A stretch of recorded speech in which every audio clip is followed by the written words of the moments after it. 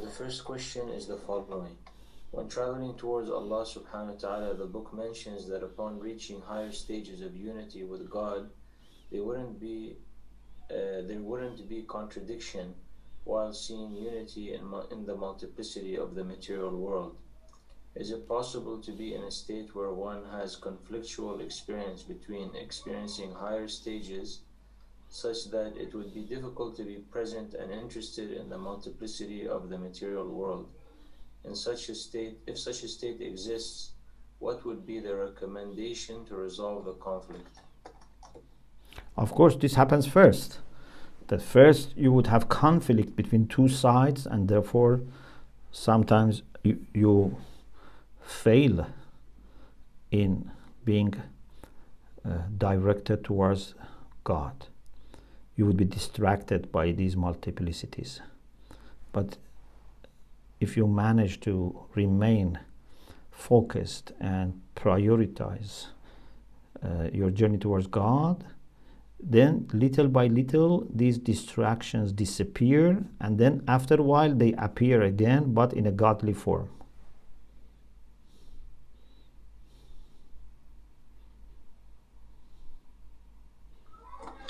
There's a follow-up. Similarly, on this journey, can one be tested by Allah subhanahu wa ta'ala and see, not only when others talk, they see messages from Allah through other people's mouths, but also tested that they see shaitan testing them through other people's reaction from ego and actions towards them, that they have to maintain and exercise patience?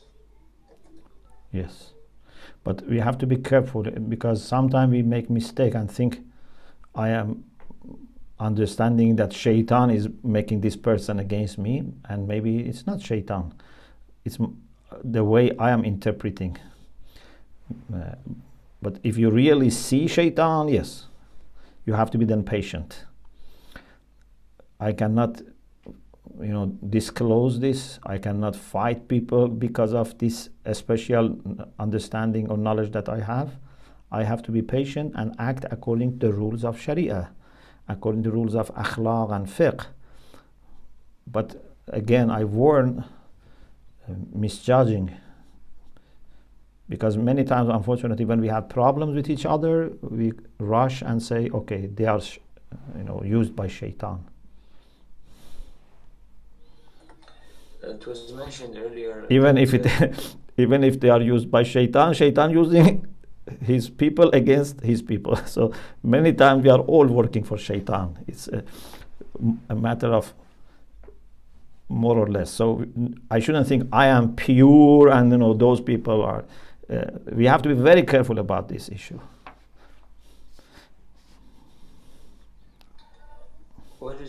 It was mentioned earlier that there are Sifat and Asma. There's different stations. One of them is closer to Sifat, and then after that to Asma. So what is the difference between Sifat and Asma?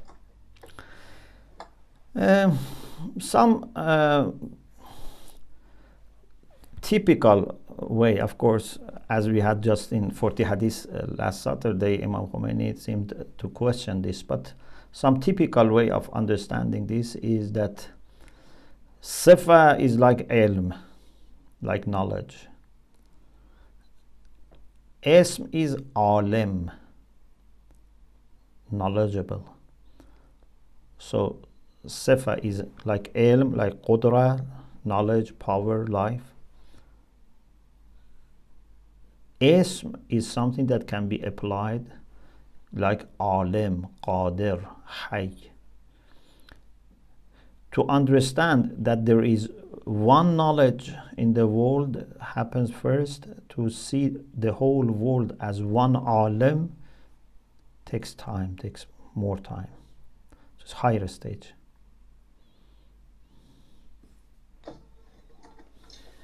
Why was Manur al-Hallaj persecuted? Al-Hallaj persecuted.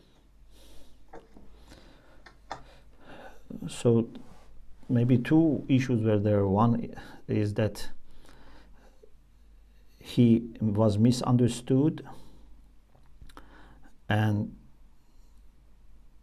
of course, those who misunderstood him, maybe they didn't want to understand him, but anyway, they misunderstood him. The other problem is that he spoke in the way that could be misunderstood, or he disclosed some secrets that were not supposed to be disclosed. So, they say, جرمشان بود که اسرار هویدا می کرد. His crime was that he was disclosing secrets.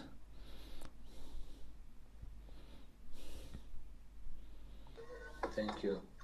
May Allah bless you for your efforts, dear Sheikh. I have heard that living in the West has negative effects on our spirituality. For example, most of us are in debt because of mortgages, even our Islamic centers. How do we rise past these challenges to attain spirituality, even if we do live in such an environment?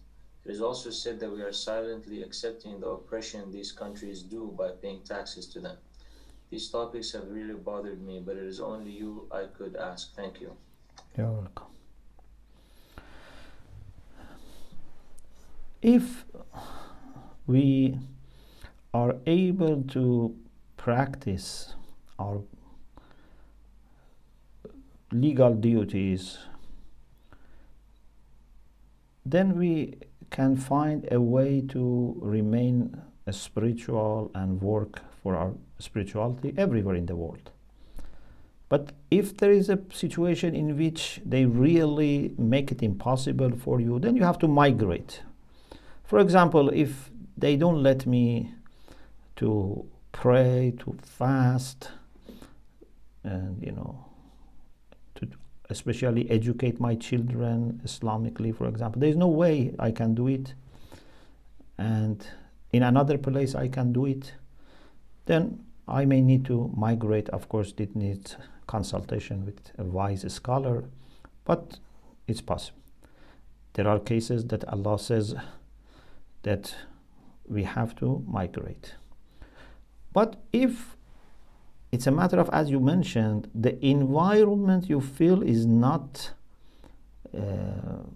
very pleasant, the environment is not helping with your spirituality. It's not that they come and ask you not to practice and not to be a Muslim and not to have Muslim identity, etc. No, but it's not encouraging, it's not pleasant. You get mixed messages, for example, things like this, but still you are free. Then here you have to work harder, and by belonging to community and having good friends around, fortify yourself, make a kind of a spiritual fortress and fortify Iman for yourself and children. And in this way you help also other people. And if we have many of these fortresses, spiritual fortresses, then the whole land can become safe. So we have to look at this in a very realistic way, but also in a universal way. It's not wise to advise every person to migrate just because, for example, it's not Islamic State, or because, for example, there is bad things happening by that government, etc. Sometimes maybe your presence over there is very much needed, and you have to. And also, people who want to migrate, even if they have really come to this conclusion, I think before they migrate permanently, they should go and live there 6 months, 1 year, 2 years, and see really is it what they thought. Because sometimes you think that when you go to such places you are in a better situation, but the reality is that sometimes you have more difficulties because you relax and you think Islamic environment is enough. Many people who have experienced both would have difficult situation and say that definitely if they are there they would be in a more spiritual condition. It's very complex issue, and only people who have had both experiences maybe can understand. Thank you. You're welcome. I will continue. There's maybe 10 more questions. Okay, maybe So, two questions. Two more questions. Two more questions. Inshallah. When a mystic reaches the stage where he sees Allah everywhere and in everything, how does this affect the concept of qurbatan ilallah for him? Does it mean that there is nothing that can not be qurbatan ilallah for him? So for him, qurbatan ilallah is very natural. It doesn't need a struggle. It's very natural. Just he does everything qurbatan ilallah. You know, if all my life is qurbatan ilallah, then I don't need to say, I say my 2 rakah prayer qurbatan ilallah. Ibrahim alayhi salam says, Inna salati wa nusuki wa mahyaya wa mamati lillahi rabbil alamin. If everything is for the sake of Allah, so then it's very natural to say my salat qurbatan ilallah. And the last question, Assalamu alaikum, Shaykh. Alaykum salam.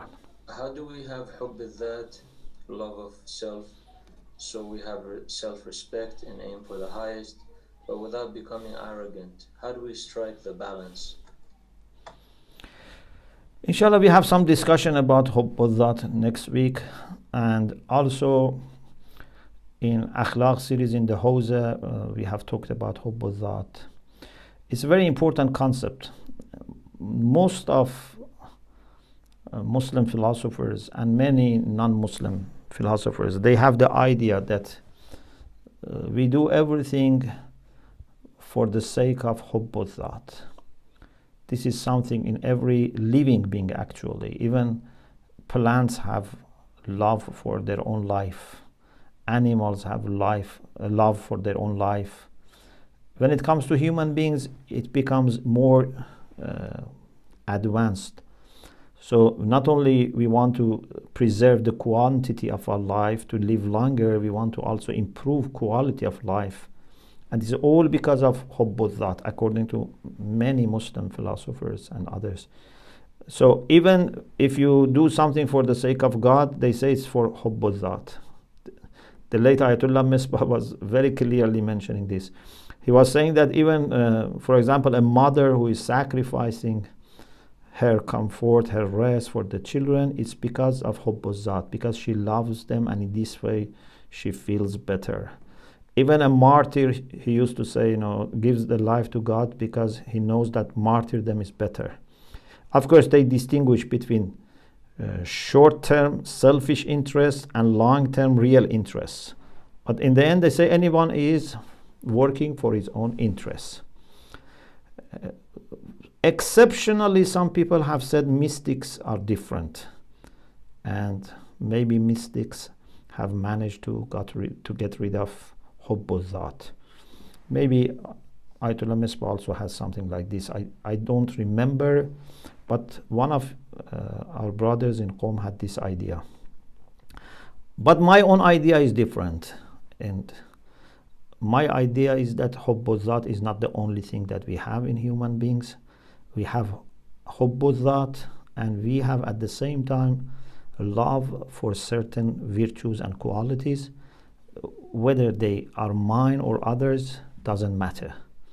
And I believe that a mother can have genuine love for children without thinking of the benefit that it has for herself.